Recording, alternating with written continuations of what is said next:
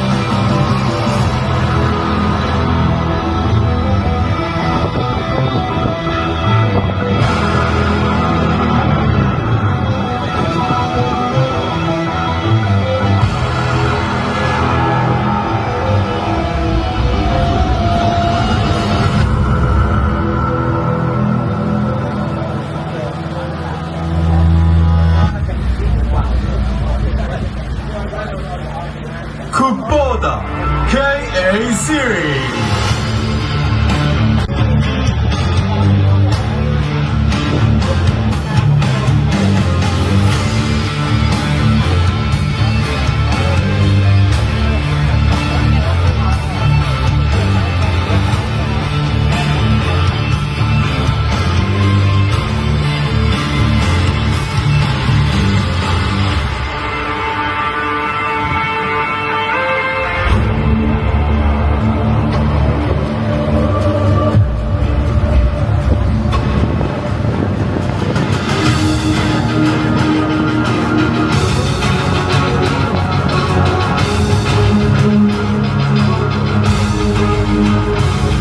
Daisy 120X Series.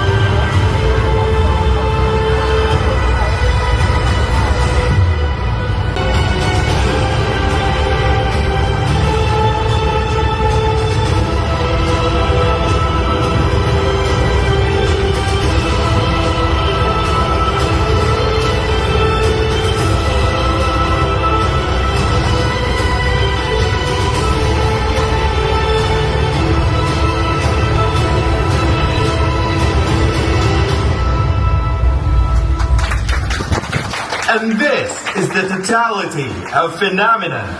Kubota Overseas Dealer Meeting 2025.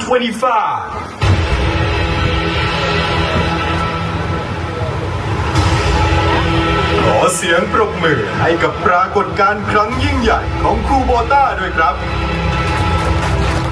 ในช่วงต่อจากนี้ขอเรียนเชิญผู้แทนจำหน่ายสปป.ลาวขึ้นรถลากในที่ด้านหลังสแตนเพื่อรับชมสเตชันคอนเนเดอร์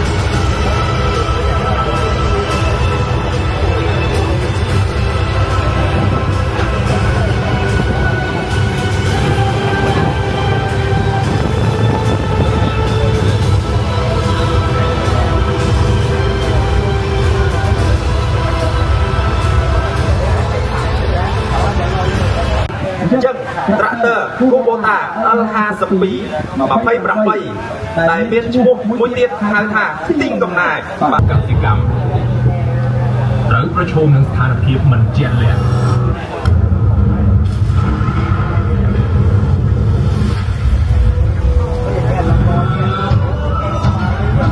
អ្នកដែលហ៊ានផ្លាស់ប្ដូរតែប៉ុណ្ណោះទើបអាចឈ្មោះទៅមុខបាន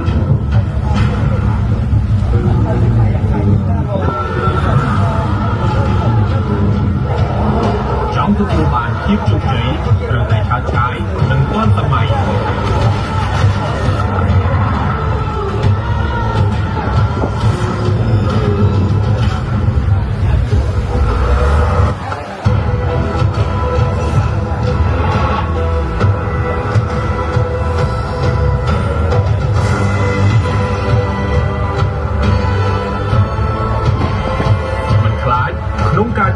ទៅខាងមុខ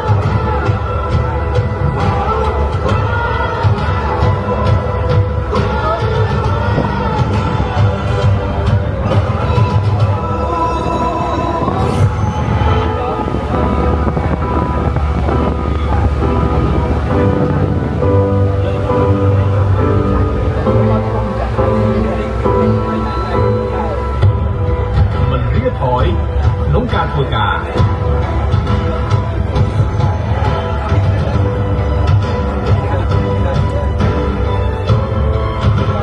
ជាដោះស្រាយគ្រប់ឧបសគ្គ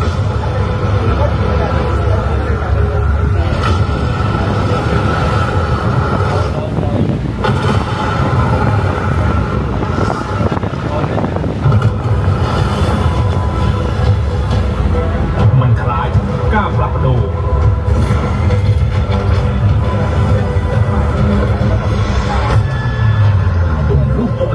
បានគ្រប់យ៉ាងត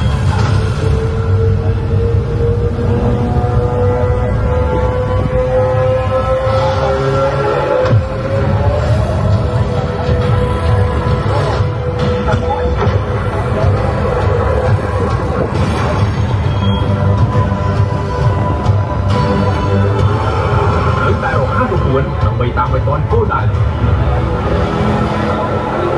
ហើយត្រូវកំណត់ទុកបានដោយខ្លួនឯង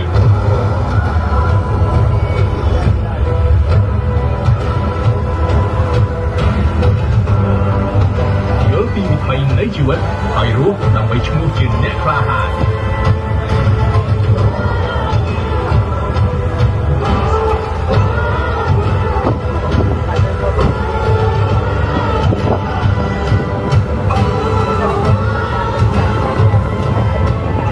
មានទំនុកចិត្តគ្រប់ជំហានទំនីរបាំងនៃភាពជោគជ័យឲ្យកាន់តែខ្ពស់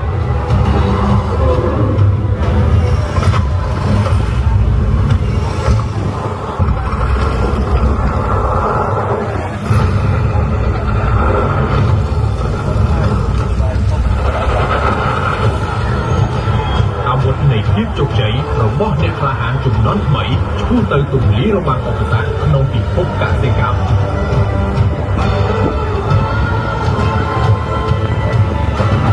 ថ្មី Tractor Kubota L Series អ្នកក្លាហានជំនាន់ថ្មីទំលាយរបាំងនៃភាពជោគជ័យ Kubota បច្ចេកវិទ្យាកសិកម្មថ្មីដើម្បីអនាគត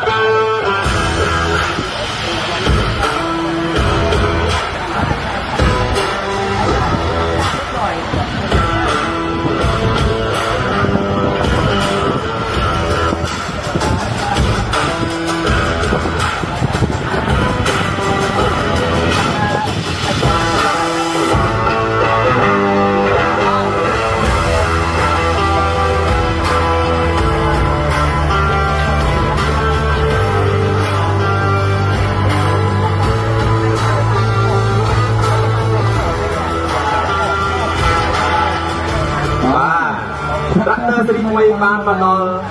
ខាងមុខរបស់យើងចាប់អត់គ្នាហើយបាទសូមចាក់ដៃអមអសាទរសេរីថ្មីរបស់យើងមួយបាទត្រាក់ទ័រសេរីថ្មីរបស់យើងបាទមានភាពខ្លាំងគ្រាន់តែមើលក៏ដឹងថាទីបានច្រើនដែរបាទអញ្ចឹងវាធ្វើឲ្យការងារកសិកម្មកាន់តែរលូនហើយត្រាក់ទ័រកូបូតាយើងបាទត្រៀមខ្លួនរួចជាសាច់បាទដើម្បីដល់ជូនគ្នាចែដែលយកទៅលក់ទៅតាមបណ្ដាញចែកចាយទាំងអស់គ្នាបាទមួយវិញទៀតនោះម៉ាស៊ីនថ្មីប្រភេទស៊ីឡាំងបាទគឺ 4ស៊ីឡាំងនិង16សម្បត្តិហើយវាមានភាពងាយស្រួលនិងបត់បែនបានកលៈទេសៈបាទដោយមិនចាំបាច់បន្ថយលឿនក៏ដូចជាធ្វើការដោយសន្សំចៃប្រេងជាមុន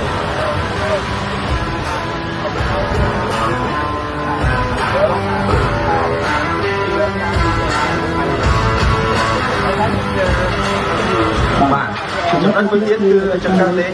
Central Seasis បាទគឺជាចង្កឹះលេខដែលយើងបញ្ចូលលេខបានងាយស្រួលនិងកាត់បន្ថយលឿនបាទហើយធ្វើការងារបានល្អឥតខ្ចោះផងដែរ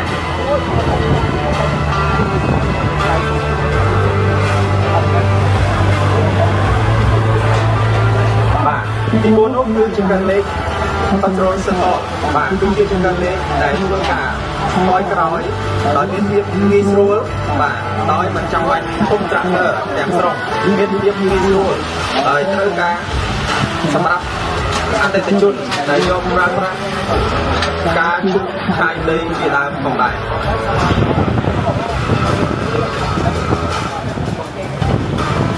បាទមួយវិញទៀតនោះបាទចំនួនទី2ធ្វើឲ្យយើងបត់បែនបានគ្រប់កលៈទេសៈបត់ទាំងបត់ឆ្វេងនិងបត់ស្ដាំបានរលូនផងដែរមិនធ្វើឲ្យអ្នកបើកបរបត់លឿនក្នុងការបត់ត្រាក់ទ័រជាពិសេសទៀតនោះការបើកបរនៅទីធ្លាមានតែមានភាពរលាក់មិនធ្វើឲ្យអ្នកបើកបរមានភាពរួចរាល់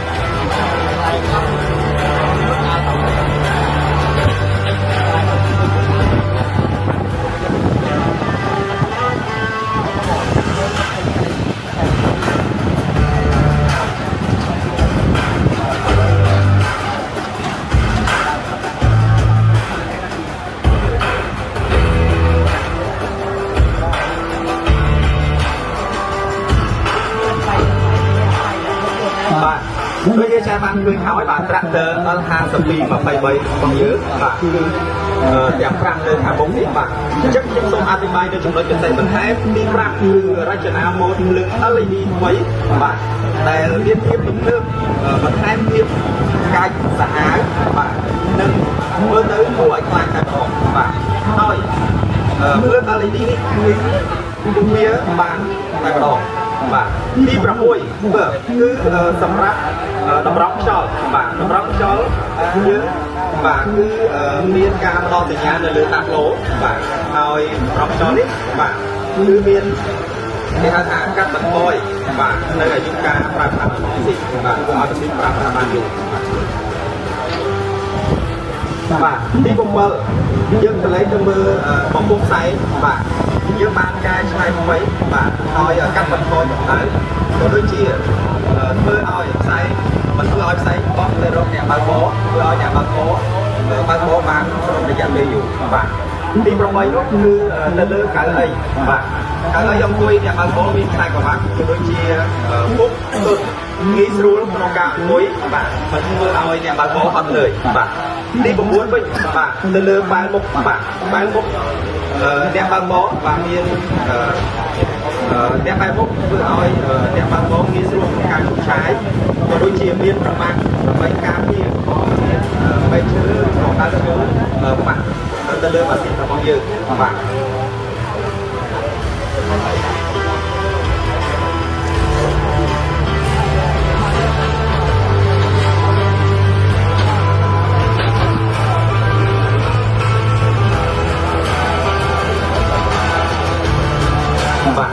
ជាបន្តពីជាចាយបានទៅពីចំណុចពិសេសរបស់ត្រាក់ទ័រ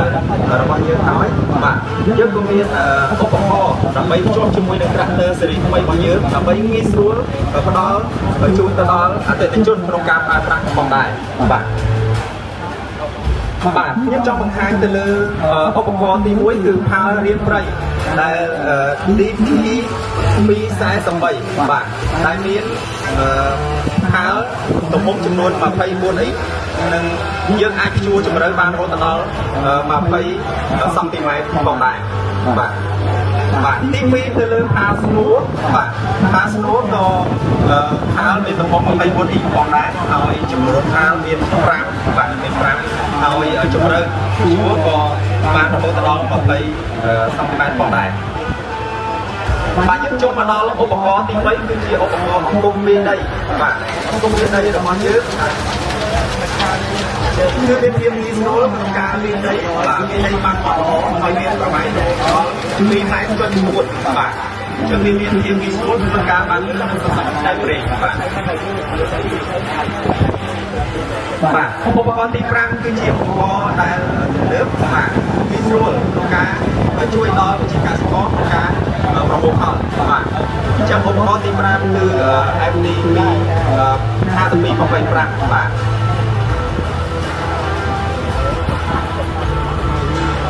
បាទតែឧបករណ៍នេះងាយស្រួលក្នុងការលើកចាក់ដែលវាអាចលើកបានរហូតដល់3.63 ម៉ែត្រនៅក្នុងបាទវាងាយស្រួលដល់ការងារកសិកម្មនិងការងារសំណង់ផ្សេងៗ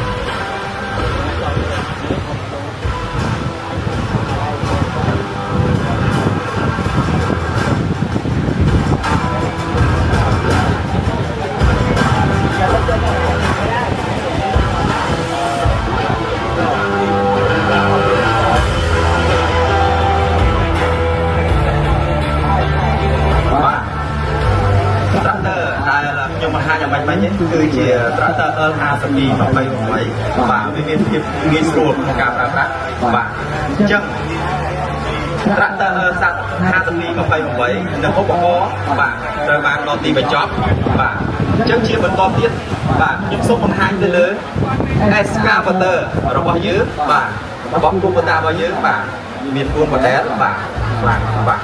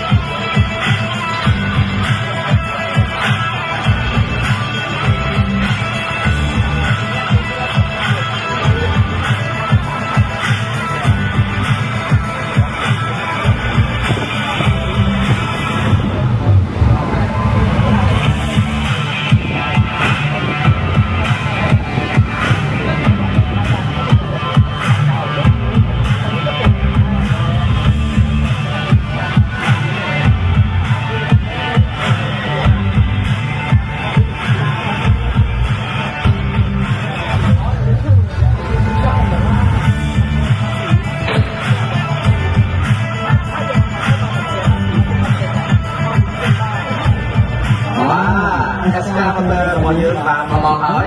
បាទសូមលាចែកផ្ទះដៃអបអរសាទរ excavator យើងមួយបាទ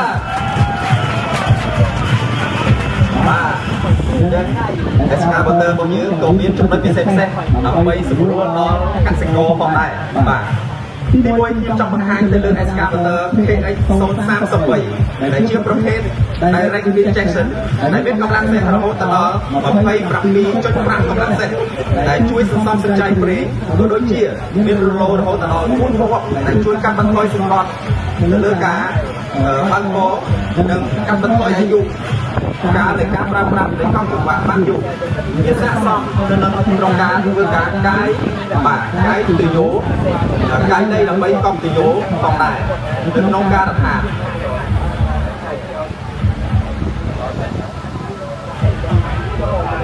ិបាលបាទហើយវាក៏ងាយស្រួលក្នុងការដោះដូរឧបករណ៍ក្នុងការប្រើប្រាស់ផងដែរប្រើរយៈពេលលឿនរហ័ស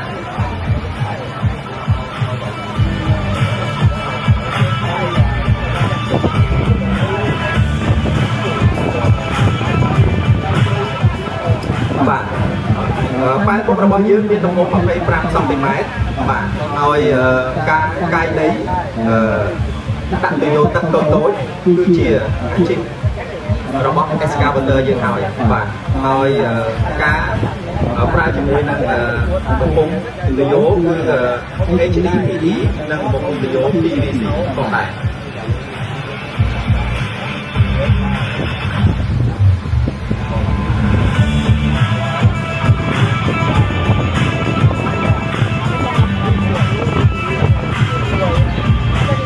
បាទជាបន្តទៀតចូលមកដល់ U17 ដែលមានលក្ខណៈពិសេសតូចបាទវាស្រួលក្នុងការចូលការដ្ឋានសំណង់បាទវិស័យកសិកម្មវាបំពាក់ប្រភេទម៉ាស៊ីន indirect injection បាទកម្លាំងសេន16សេនបាទវាជួយធ្វើការមិនឲ្យមានការបំពុលបរិស្ថានខ្លាំងបាទប្រព័ន្ធម៉ូ hydraulic 3បាទហើយប្រើឧបករណ៍ផ្សេងៗបានបាទហើយមួយទៀតគឺវាចំណាប់ទៅតាមបានងាយស្រួលជាពិសេសនៃការកាយដីផ្សេងៗ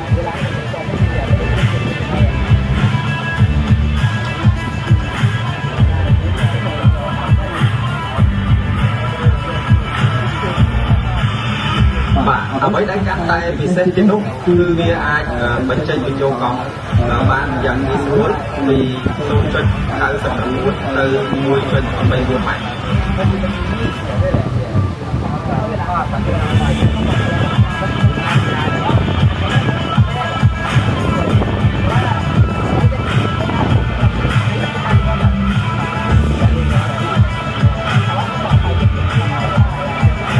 បាទជាបន្តទៀតយើងចូលមកដល់យុគ55វិញបាទគឺជាប្រភេទម៉ាស៊ីនdirect injection បាទដែលមានកម្លាំងសេះ 47.6 កម្លាំងសេះវាធ្វើដំណើរការប្រកបដោយប្រសិទ្ធភាពធ្វើការដោយសន្សំសំចៃប្រេងបាទជាពិសេសក្នុងការពុះបុកនៅបេតុងដូចជាការរុំរើការដ្ឋានសំណង់ផ្សេងៗបាទទម្ងន់វាគឺ5តោនបាទដែលយើងប្រើដែលយើងធ្វើការកាដា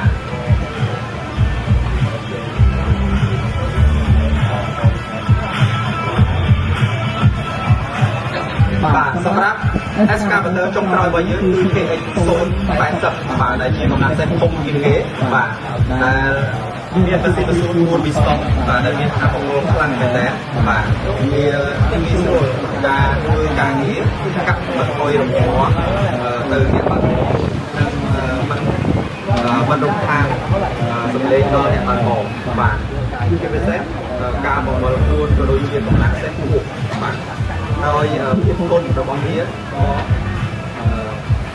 ប្រើបានយូរផងដែរ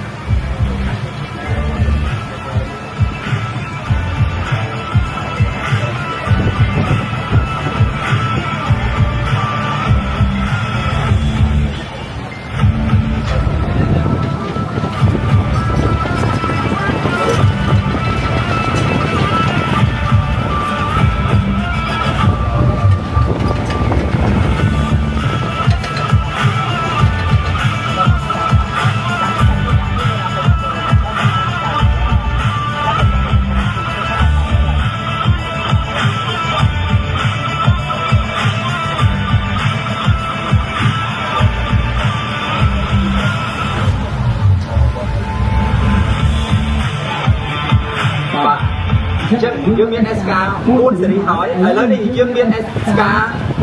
ថ្មីមួយទៀតបាទដូចងាយស្រួលក្នុងការប្រើប្រាស់មែនតើគឺ U008 បាទសូមមានចាយអបអរសាទរ SK សេរីថ្មីរបស់យើងមួយបាទ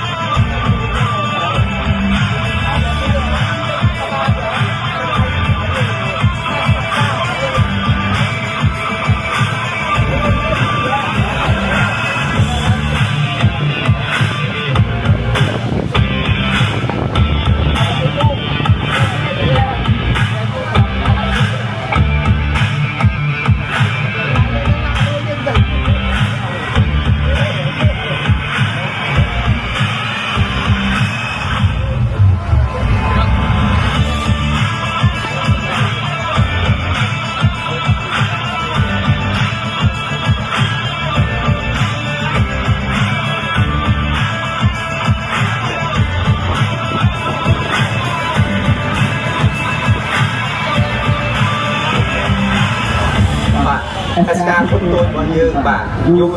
008ងាយស្រួលការប្រើប្រាស់តូនខ្លួនក្នុងសួនកសិកម្មក៏ដូចជាគម្រោងលំនៅឋានផ្សេងៗបាទងាយស្រួលក្នុងការដឹកជញ្ជូនតាមឡានអាប់យើងតាមបានដែរបាទងាយស្រួលក្នុងការប្រើប្រាស់ផងដែរក្នុងការបញ្ចេញបញ្ចូលកង់មានភាពងាយស្រួលបាទ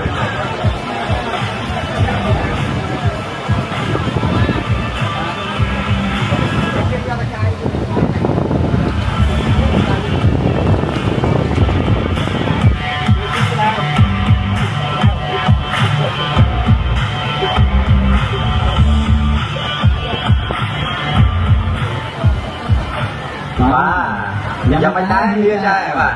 មើលទៅឃើញជុំនៅតាមដងបាទគឺការបត់បង្ហាញ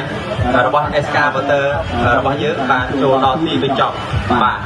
អ្វីដែលកាន់តែពិសេសទីនោះគឺtrongកម្មវិធីគឺយើងមានការតេស្តសាកល្បងក្នុងការបើកបរនៅTractor L52 28របស់យើងបាទជាចែដែលចង់ឡើងសាកបាទសូមលើកដៃបាទក្រុមការងារនឹងសម្រួលក្នុងការឲ្យជាចែឡើងសាកបាទបាទស្រៀងបាទអូខេ